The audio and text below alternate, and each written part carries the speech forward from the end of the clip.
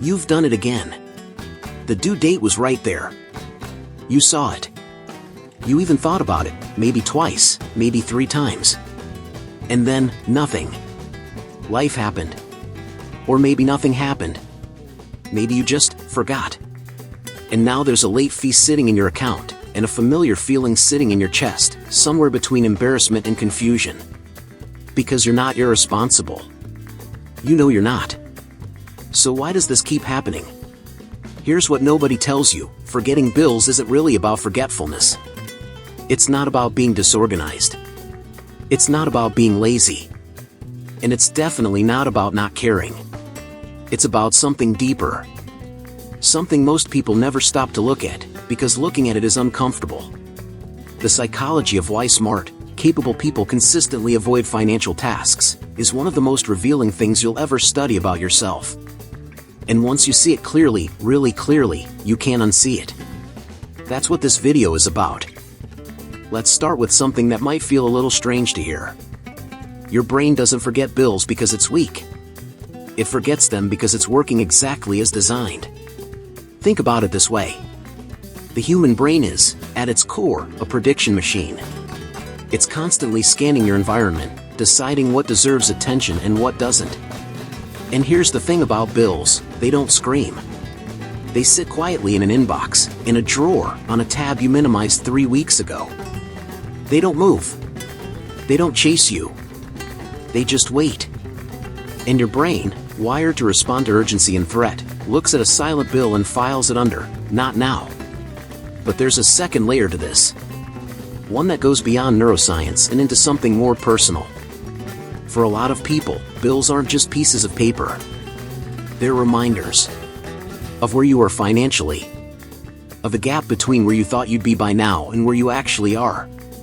And that gap, even when it's small, can carry a weight that the mind instinctively wants to avoid. Psychologists call it avoidance behavior. But that term makes it sound clinical. Distant. Like it belongs to someone else. It doesn't. It belongs to the person who checks their phone 50 times a day but somehow never opens the banking app. It belongs to the person who knows, somewhere in the back of their mind, that the number on the screen might not be what they're hoping for. So they don't look. Not because they don't care. Because they care too much, and looking feels like losing. There's a concept in psychology called cognitive load. And the simplest way to explain it is this: your mind has a limited amount of space to hold things at once. When that space fills up, with work, with relationships, with the 100 small decisions you make before noon, something has to get pushed out. And usually, it's the thing that feels the least urgent in the moment. Bills live in that space. Quietly. Patiently. Until they don't. But here's what makes this interesting.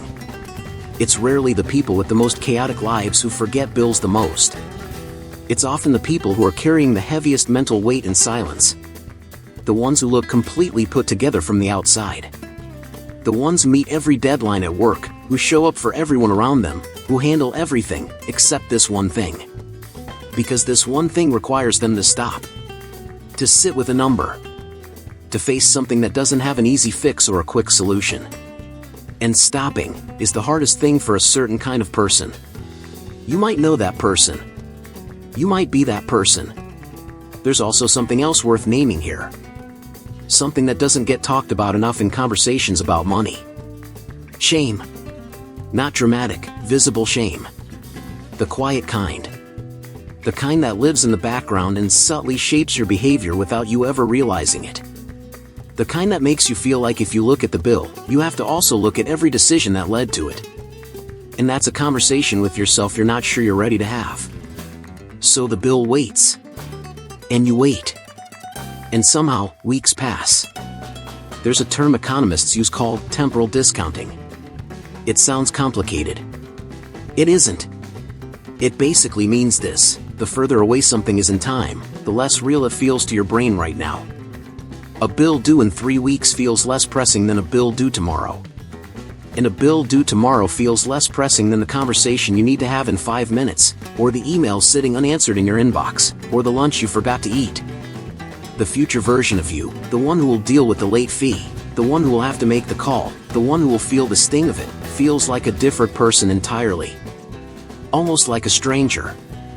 And here's the uncomfortable truth about that. We are often surprisingly cruel to that stranger. We push things onto them that we wouldn't push onto someone we love.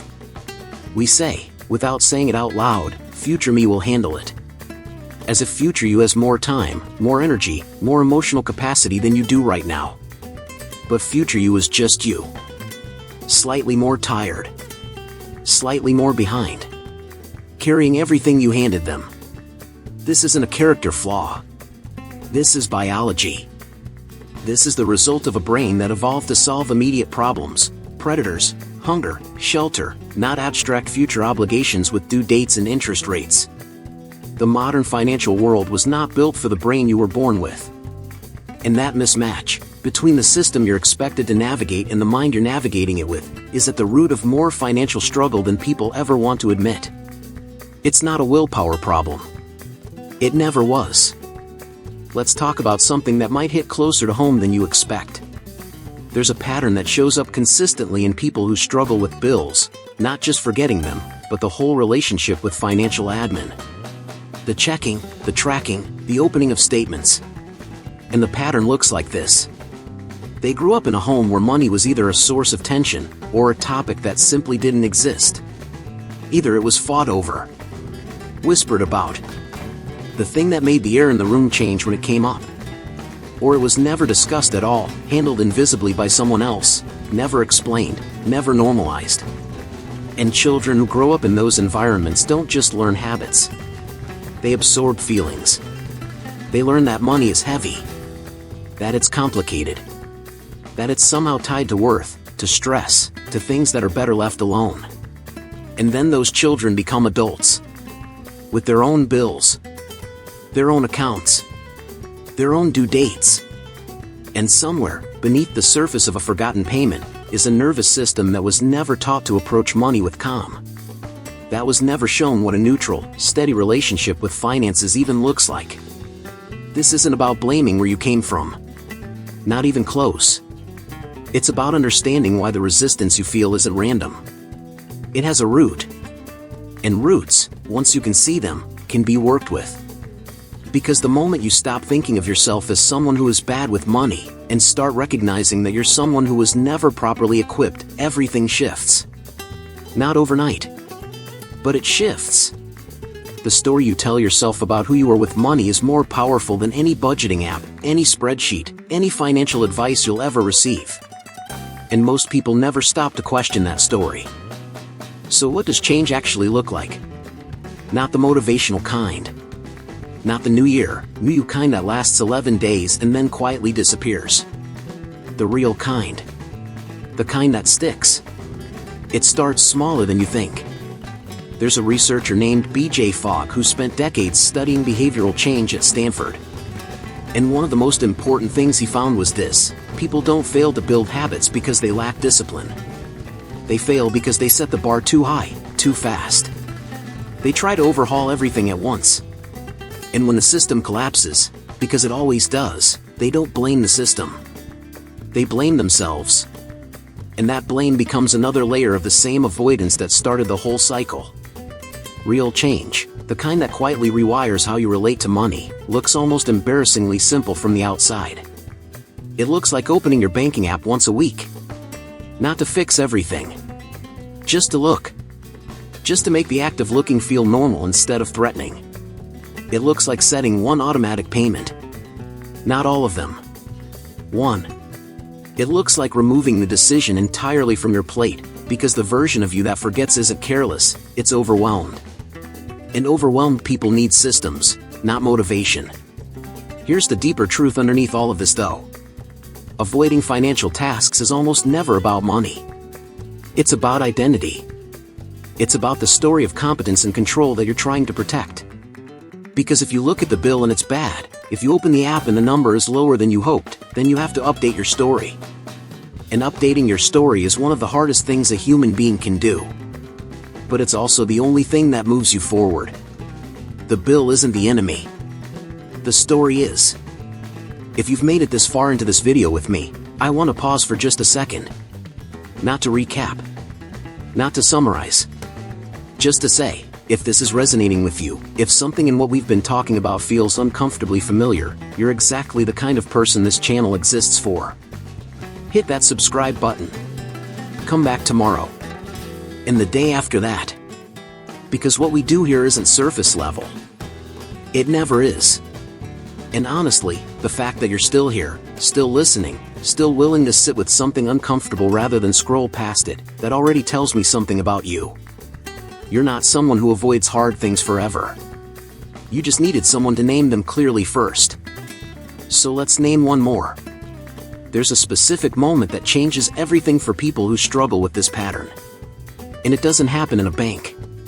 It doesn't happen when you finally pay off a debt or hit a savings goal or get a raise. It happens in a quiet moment, usually alone, when you make a decision that nobody else will ever see or applaud. You open the app. You look at the number. You don't run from it. And something in you, some old, inherited fear, loses just a little bit of its grip. That moment doesn't feel dramatic. It rarely does. But underneath it, something fundamental is shifting. You are slowly becoming someone who faces things. Someone who doesn't hand their problems to future them anymore. And that version of you, the one who looks, who stays, who deals with it, that version handles the bills. Not because they have to. Because they've decided, quietly and finally, that they're worth taking care of. We started this conversation talking about a forgotten bill.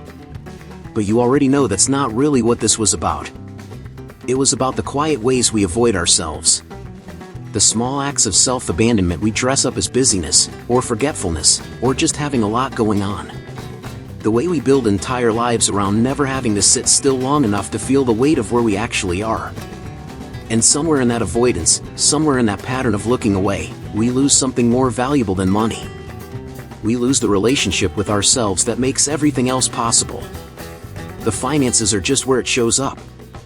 It could have been anything. The conversation you keep postponing.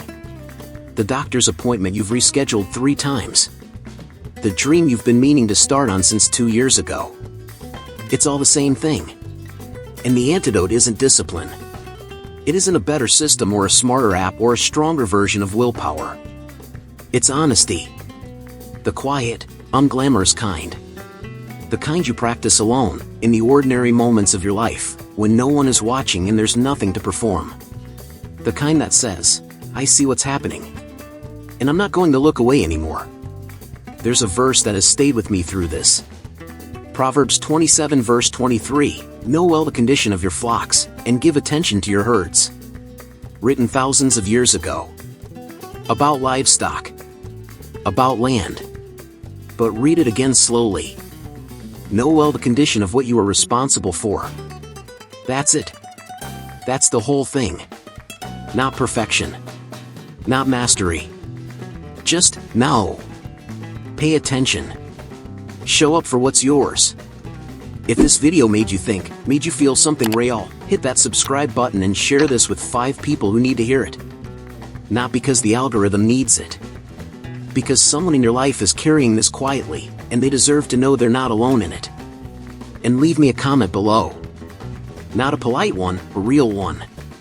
Tell me where you are with this. Tell me what landed. And tell me what you want us to go deep on next. I'll be here.